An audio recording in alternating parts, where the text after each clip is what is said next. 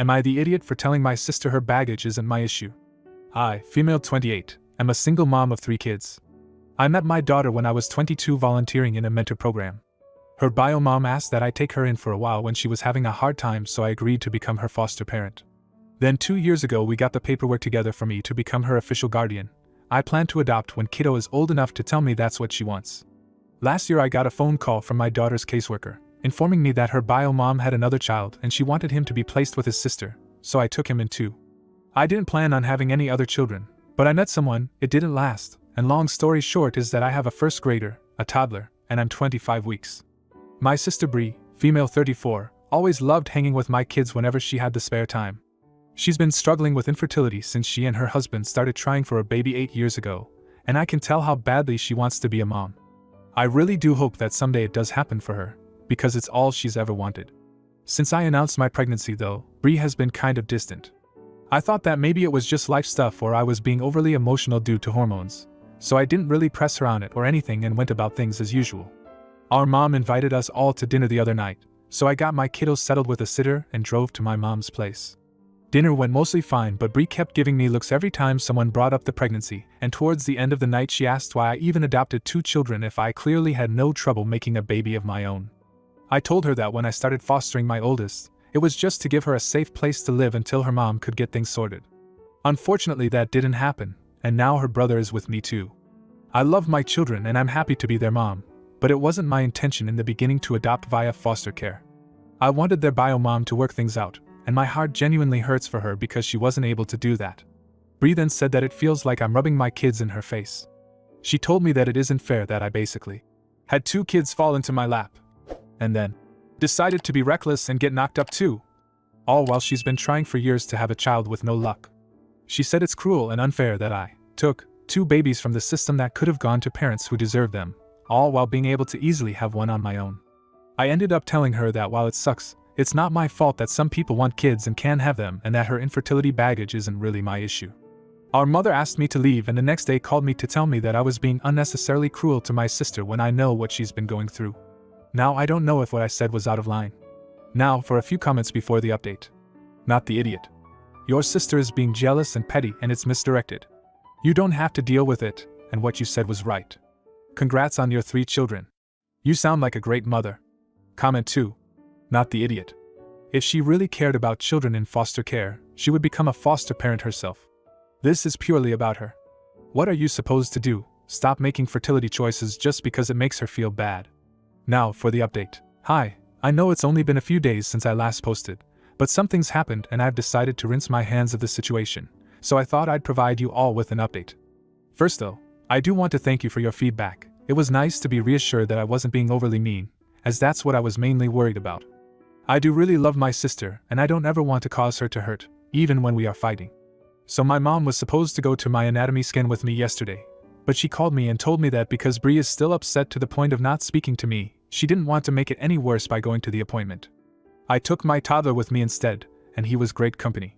The nurses absolutely loved having him there, and it was easier not to think about the fact that my mom ditched me when I had him to focus on. Mom did text me later wanting to know if the baby was a boy or a girl and if everything went alright, but I still haven't texted her back because I feel like I just end up getting even more hurt about the situation. I don't think I'm going to try anymore with either of them. I wanted to in the beginning because I think Bree just needs to talk to a therapist and sort her feelings out, but our mom deciding to skip out on this appointment with me just kinda sealed the deal. I sent Bree's husband a message, since Bree has blocked me, telling them both that I hope things work out for them in all the ways they deserve, and that I am genuinely sorry if I hurt her. I recommended talking to a therapist or support group of some kind, and said that when Bree has worked through all of the things she still needs to work through, she's more than welcome to call me. My dad found out about the argument, and he's offered to come drive down with his wife to stay with me when the baby gets here, since the plan was originally for my mom to do it instead. I told him I'd let him know once it gets closer to the actual date, but I think that's probably what's going to end up happening. I'm not gonna focus too much on Bree and my mom right now. My kiddos are my priority, and I think what's best is to keep them away from the drama, so I don't plan on allowing Bree or my mom around for a while. Thank you guys again so much for all of your responses, as it was really helpful to have outside perspectives on the situation. It definitely helped me figure out a few things for myself. Edit. Baby number 3 is a little boy. You all are so sweet for asking. Edit. Point 2. Some people have been asking, so I wanted to clarify a few things. My kid's bio mom and I had initially agreed upon me caring for the oldest without any outside court involvement, just an agreement between the two of us.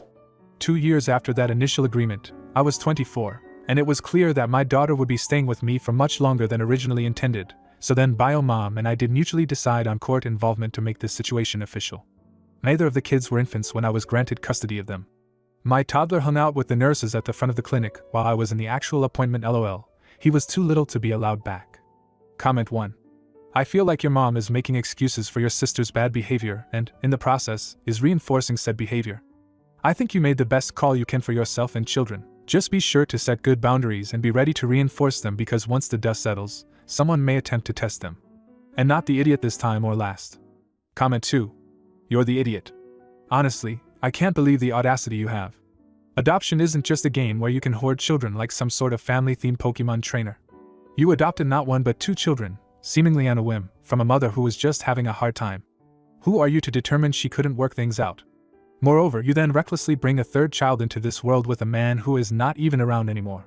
These children deserve stability and a nuclear family environment, not just being part of some patchwork family experiment. And just because you can get pregnant, doesn't mean you should. Your sister's pain is real. She has a right to feel hurt that you're playing house with 3 children while she's unable to have even 1. It's a cruel world where people like you get to just acquire kids left and right without a thought, while others are left empty-handed. You should have considered her feelings before adding to your collection. Comment 3. Not the idiot. Do not reply to your mom. Let her sit and wonder. When she asks again, reply. If you really wanted to know, you would have shown up. And block her for a while. I'm glad you have your dad for help. Now, for the next story. Am I the idiot for refusing to stop visiting my daughter over her sister? I, female 56, and my husband Kurt, male 59, have 2 daughters, Ruth 32 and June 30th. 8 years ago, Ruth split up with her college boyfriend, Adam 32. They'd been together since she was 21, and it was as serious as a college relationship could be. About 5 years ago, June announced that she reconnected with Adam at some alumni get-together. They'd all gone to the same university, and that they were now dating. Of course, Kurt and I were shocked she would do this despite her sister's history with him. But she insisted that they were in love and she can't help that, and that Ruth and Adam hadn't been together in years, so she hasn't done anything wrong. Ruth, understandably, was enraged over it. She said she was done with June and would never see her again. This broke me. They were so close growing up and I prayed every day they'd reconcile. But I accepted they're adults who can make their own choices and we have no say. Kurt and I were also very disappointed with June and told her off many times. But after she proved that there was never any cheating involved while Ruth and Adam were together, things between us settled down. Out of respect for Ruth's feelings, we never brought the girls together again. Ruth and June visit us separately and still aren't on speaking terms after 5 years, but we maintained our relationships. Now June and Adam are married. Ruth has also moved on with a lovely boy. Coincidentally, both girls are expecting their first child. Ruth's due date is a little earlier. I can't put into words how excited we are to be grandparents and adore both these children. I've been supportive and as involved with both our daughters' pregnancies as they want. However, last week Ruth dropped a bomb on us. She said that if we ever see June again or her baby, she won't allow us in her child's life. This shattered me. It keeps me up every night. The thought of either of my grandchildren being deprived of loving grandparents is agonizing. I know Ruth was deeply hurt by June's actions, but I don't know if we should be punished just for not cutting our kid off. How can any parent even consider disowning a child? We begged her to reconsider and said our love for them both isn't conditional, and we can't just stop loving one, but she's adamant. I don't want to accept Ruth's terms, as it seems like no matter what we decide, we're going to lose a daughter and grandchild. So I'd rather it not happen because we outright chose it. But I also don't want Ruth to believe we just drop her in favor of June, because again, the thought crushes me. Would I be the idiot if I don't comply with Ruth's ultimatum? ETA, thank you to everyone for commiserating with this situation. I wish I could say it's helped me feel better, but right now it feels like nothing ever will. One of my babies hates the other. It broke me, but I accepted it. Now I'm faced with losing one of them no matter what. Entirely too many comments to respond to individually, so I just want to answer some of the most common questions here. Why did Ruth and Adam split up? Ruth left Adam because it just wasn't working. He was immature and said and did things that irritated her, mostly lots of minor things adding up. She said there was never any abuse nor cheating, but it was the right decision for herself. He was a nice enough boy, but he definitely had some growing up to do at the time. I did feel very badly for Ruth because she had invested a good few years into the relationship for someone so young, but agreed it was the right decision. Did we ever support Ruth? Ruth stayed with us for a few months when it first happened, not just because of this, there were other reasons, and we were there for her and comforted her the whole time. Because she was so angry, we had asked June to not visit until she left. We still talked to her and met a couple of times in public places. We made it known that this hurt her sister, and we were disappointed she didn't think of this. June understood and agreed with us supporting Ruth. She expressed sadness over losing her sister, but we clearly told her it was Ruth's decision to cut her off. Whether one thinks June did nothing wrong or not, it's untrue to say there were never any consequences for this. She's sad to this day that she's lost her sister, and knows she has to accept and live with it. Did June ever apologize to Ruth? Both girls have confirmed that June reached out a few times over the years to apologize. No one put her up to it. Ruth didn't forgive her, and she's well within her rights not to. We understand no one can or should make her accept the apology. Why don't we just cut off Adam? He's June's husband and the father of our second grandchild. They're a package deal now. Once we cut him off, we risk losing June and our grandchild anyway, which is the same as what I'm trying to prevent with Ruth. Some comments say that in letting June stay in our lives after this, I already chose her and asked why I didn't cut her off from the start. I'm baffled that anyone would suggest I could just disown a child so easily like she was never ours. Not disowning June doesn't mean I chose to be her mother over Ruth, as I never abandoned Ruth and never will. Ruth has thanked us for our support in the past. She said she was fine with how we'd arranged things for the last 5 years. As long as she never had to see June, she was happy seeing us and everything was normal between us. It's only now that she wants us to disown June. Some say she should have cut us off years ago for still loving June. She said many times her goal isn't to cut us off. She loves us and wants us to be involved with her child, but that she can't stand June or her baby getting the same love and care from us because she thinks she doesn't deserve it. I want to add that if Adam had ever abused or cheated on Ruth, we certainly would have gone no contact or at least Elsie with him. But that's not what happened, and both girls used to repeatedly tell us that what happened between them had nothing to do with us. So yes, I did keep my relationship with both daughters. I don't regret it because, as heartbreaking as this is, willingly cutting off either of them, outside of the circumstances I mentioned, is unfathomable to me or their father. Thank you again to everyone for their good wishes, and for suggesting family therapy. I will try and bring it up with Ruth and my husband. Comment 1. Not the idiot. She's just making a final bid for control and using the baby as leverage. What happened to Ruth sucks, but she shouldn't be trying to take out her feelings on you guys, who sound like loving parents. Tell her that you don't like the ultimatum and leave the door open should she change her mind. Comment 2. Not the idiot. Tell Ruth that you will never turn your back on any of your children and that she is making the choice to not be a part of your life. Let her know that your door is always open, and as much as it hurts, continue to send cards, Christmas and birthday presents to your grandchild. She will most likely come around, but even if she doesn't, you will know that you kept the lines of communication open while respecting her boundaries. Then the original poster responded with, I probably sound crazy, but thinking of this almost breaks my heart most of all. I know a few people who've been denied access to their grandkids who do this. The thought of sending gifts, cards, money, photos, etc. that will all end up in some dusty box in an attic somewhere that our grandchild may never see absolutely kills me. They'll never know how much we love them and yearn for them. I've wondered if Ruth would just throw everything away, and there wouldn't even be any proof that we sent them or cared at all. If she asks us to stop sending them, we'd have to comply. But even if we get to shower June's child with love, I can never not think of the fact that we can't do the same for Ruth's. Now for the update. Hello again. Thank you for all the support and advice on my first post. A lot's happened, so I think I should provide an update.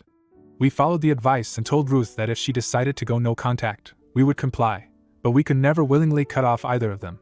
We again begged her to reconsider and reiterated that we were willing to go do family therapy, that we would do all we could to keep her and June apart, anything to make it work. She said she still wasn't happy June and her baby would stay in our lives, but she would think about it. Kurt and I also looked into opening an account for Ruth's child, but didn't go through with it yet in hopes that things could turn around. Days went by, we didn't hear back from Ruth. It was agony. Then we get a call from June. She'd gotten wind of what was happening, through mutual family. She drove to Ruth's herself. No one put her up to this, She was prepared for Ruth to kick her out anyway. Once she was there, she apologized again and begged her not to do this. She said she could accept Ruth wanting nothing to do with her, but not to punish us because of it, especially since they both knew that cutting us off would cost her child-loving grandparents. Shockingly, Ruth didn't kick her out. She let her in and they both had a long tearful argument/fight. They even hugged a few times. I'm foggy on details, but I suspect pregnancy hormones played a huge role here.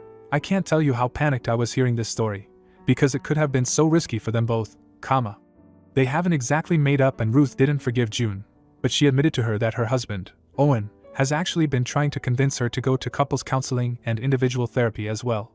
Apparently, since Ruth's pregnancy, some troubling qualities that he was able to deal with previously were exacerbated.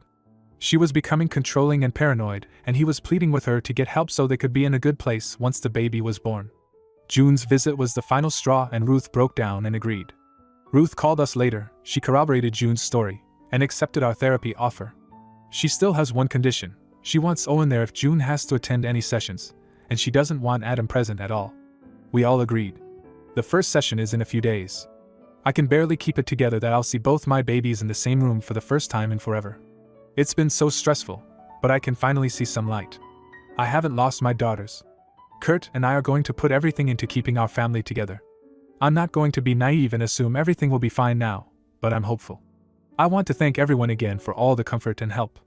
To those who sent kind DMs sharing their similar situations, I truly appreciate your solidarity.